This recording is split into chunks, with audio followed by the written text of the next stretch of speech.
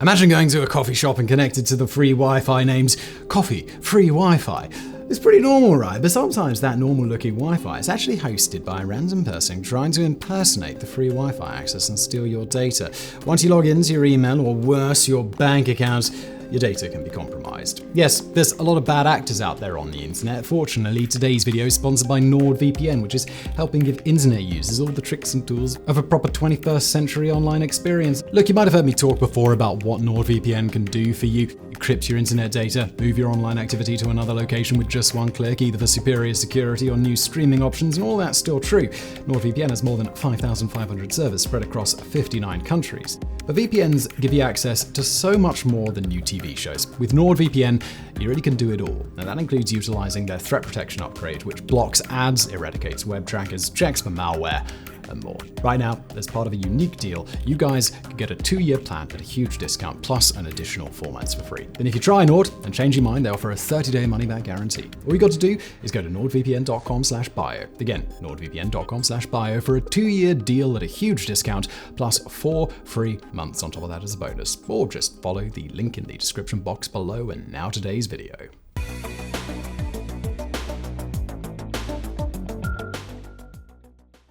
Rarely, very rarely, an athlete comes along that transcends the sports pages and becomes an international icon.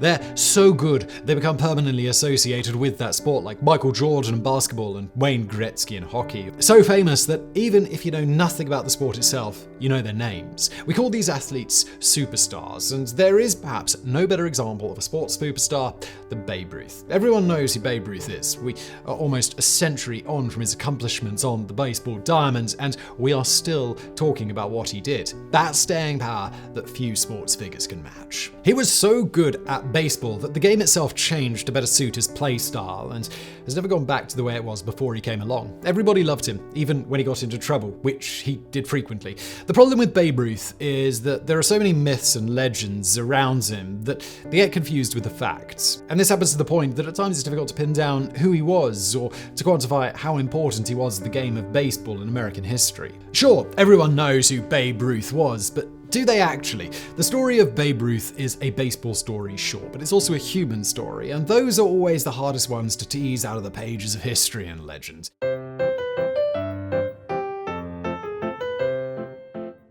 For most of his life, George Herman Ruth Jr. thought he'd been born on February the 7th, 1894. That was what his parents had told him, after all. It wasn't actually until later in life when he applied for a passport that he discovered that his birth certificate said that he'd been born on February the 6th, 1895. Like many things about the Ruth legends, no one is really sure for the reason in this discrepancy. He was born in Baltimore, Maryland, in a tough working-class neighborhood on the waterfront.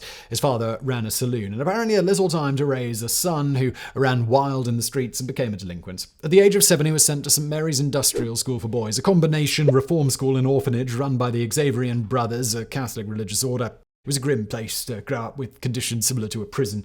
Ruth would spend over a decade there. The brothers at St. Mary's, like many such institutions, encouraged their charges to participate in athletics, believing it would keep them in good health and cut down on the amount of trouble they got into. The most popular sport played at the school was baseball. This is hardly surprising. Baseball had become the most popular sport in America over the last 20 years. Everyone played, from schoolboys all the way up to the major leagues, which had contested the first World Series in 1903. Ruth loved baseball, and it soon became apparent that he was good at it too. At St. Mary's, he usually played on a team of boys several years older than he was, and by the time he was 16, he was the school's best player. He became a pitcher, the player responsible for throwing the ball to opposing hitters to try and get them out, and he was so talented that Jack Dunn, the owner of the minor league Baltimore Oracles, signed him to a professional contract in January 1914 at the age of either 19 or 20, depending on which date of birth you use. Finally released from the walls of St. Mary's, the young Ruth wanted to see everything. He wanted to do everything, experience everything all at once. He was naive about the world in a way that charmed his teammates, who soon gave him the nickname Babe because he looked and acted like a big kid. The nickname stuck, and for the rest of his life, hardly anyone ever called him George. Ruth may have been a kid, but he pitched like a seasoned pro. He won 14 games for the Orioles in half a season with the team before Dunn, beset by money trouble, sold Ruth's contract to the Boston Red Sox. He did this alongside another pitcher, Ernie Shaw. Babe Ruth was already on his way to the big leagues.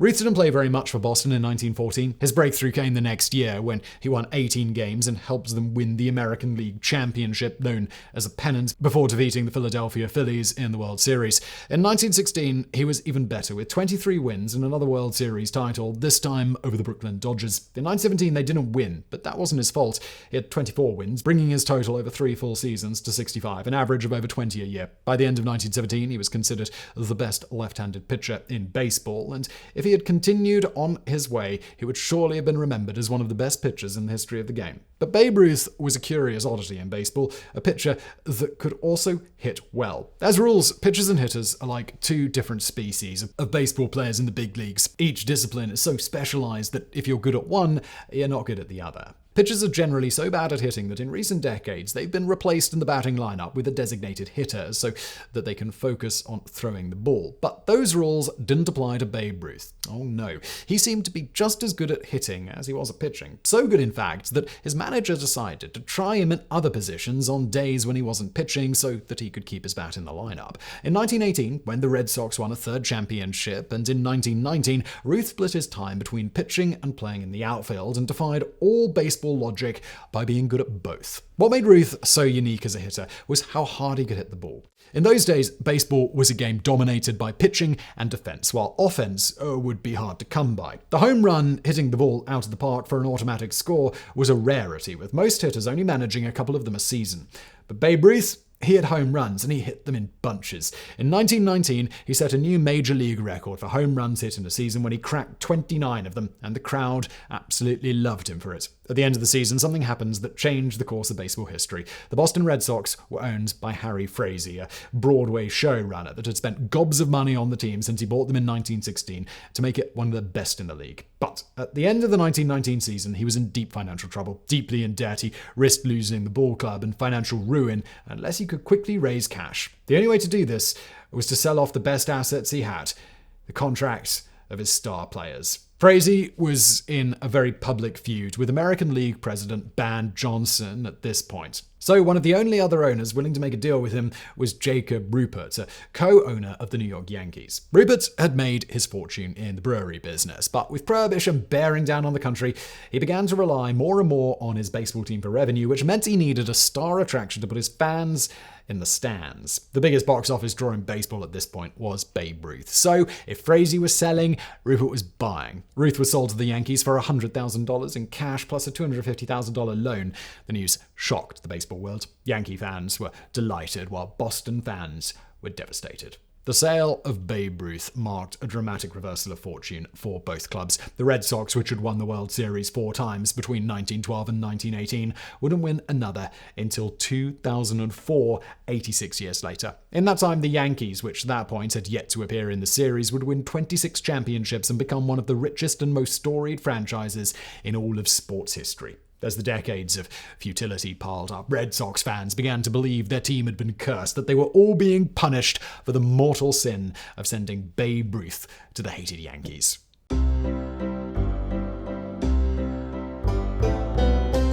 There is a legitimate argument to be made that Babe Ruth saved baseball in the early 1920s. In 1920, during Ruth's first season with the Yankees, 8 members of the Chicago White Sox were banned from baseball for life after they were accused of taking money from gamblers to lose the 1919 World Series on purpose. The Black Sox scandal, as it became known, threatened the future of baseball, as nobody would pay to watch games if they believed the results were fixed. Babe Ruth and his prodigious hitting brought people back to the stadiums and kept interest in the game going as baseball weathered the storm. Something else happened in 1920 that Babe Ruth would indirectly benefit from, an on-field tragedy that would change the way the game was played. On August 16, 1920, Ruth watched from the field as his teammate Carl Mays pitched to Cleveland Indians hitter Ray Chapman. The ball got away from Mays and struck Chapman in the head, fracturing his skull and driving chips of bone into his brain. He took a few steps toward first base and then collapsed. Early the next morning, he died, the first and only on-field death of a player in Major League history. Witnesses said Chapman never even attempted to move out of the way of the fatal pitch, probably because he couldn't see the ball. In those days, players typically used the same baseball for the entire game, so in the later innings, it was dirty and hard for the batter to see. Pitchers also routinely applied foreign substances to the ball like spit or tobacco juice, or scuffed the ball with their fingernails or an emery board so it moved erratically, making it harder for the batter to follow. After Chapman was killed, baseball executives decided something had to be done and changed the rules, which persist to this day. Baseballs are removed at the first sign of wear, and players are forbidden from altering the ball or putting anything on it. The rule change had an immediate effect on the game. Offensive production exploded, batting averages went up, more runs were being scored, and more home runs were being hit. No one epitomized this change more than Babe Ruth. When he came to the Yankees, he transitioned full-time into an outfielder. He would only pitch in 5 more games the remainder of his career. 1920 marked the start of the Babe Ruth era, as he began to dominate baseball in a way few other athletes ever have. He absolutely destroyed his own record, hitting 54 home runs. The next closest player had only 19. In 1921, he was even better. He set a new record, 59, and after only 3 full offensive seasons, he already had the most career home runs in Major League history. That year, he led the Yankees to their first pennant, losing to the New York Giants in the World Series.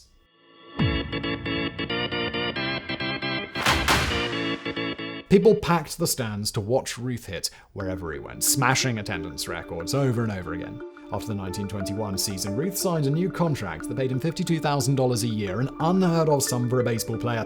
It was more than some teams paid their entire roster. Despite this, he made even more money from endorsement deals and exhibition and vaudeville appearances than he did from his player contracts, the first athlete in history known to have done so. Crowds followed him wherever he went, clamoring for an autograph or to shake his hand. Ruth reveled in the attention, whether it be from a schoolboy or a newspaper reporter. Ruth was great copy for the papers, answering every question, even silly ones, and always willing to have his picture taken. They competed with each other to bestow the most outlandish nicknames on him. He was the Bambino, the Sultan of Swat, the Colossus of Clout, the Maharaja of MASH, and a dozen others. By this point, Ruth was becoming as well known for his off-the-field exploits as his on-field production. His appetite for food was legendary. He loved to eat, and in massive portions. His weight would seesaw up and down a lot over the years. Alcohol was banned in the United States by this point, but those with money had no problem getting it if they wanted it, and Ruth put the good stuff away by the barrel. Well, let's just say that his stamina in that department, as well as the sheer number of women he disappeared into hotel rooms with over the years, was legendary among his teammates, even if it tended to be overlooked by the newspapers. In 1922, Ruth was suspended 5 times throughout the season for various offenses, after drawing the ire of everyone from his manager, Miller Huggins, to the newly anointed Commissioner of Baseball, Judge Kennesaw Mountain Landis. He had thrown dirt in the face of an umpire, leapt into the stands to try and beat up a heckler, almost gotten himself killed in a car accident, and threatened to beat up another umpire. Losing for the 2nd year in a row to the Giants in the World Series was just the icing on the cake of a disappointing season. Ruth was lambasted by everyone, accused of setting a bad example to the children that looked up to him, and he promised reform. 1923 was the start of a new era in New York. The Yankees had been playing their home games in the Giants' home park, the Polo Grounds. And once the Babe arrived, the Yankees started drawing more fans to the park than the Giants did, which was embarrassing to the Giants' management. They told the Yankees that lease wouldn't be renewed and they would have to play elsewhere. Rupert bought lands in the Bronx and started construction on a new ballpark, Yankee Stadium, that opened during the 1923 season. The dimensions of the new ballpark were specially designed with Babe Ruth's swing in mind, and it was only fitting that he christened it with a home run during the first game played there. Yankee Stadium would become known as the house that Ruth built, and it would serve as the Yankees' home stadium up until the end of the 2008 season, when it was demolished to make way for its replacement. The Yankees stormed to the pennant in 1923, again facing the Giants, and the third time proved to be the charm as they finally defeated their crosstown rivals to win their first championship. It was Ruth's 4th as a player. His popularity was as strong as ever, but his poor impulse control would rear its head again soon enough.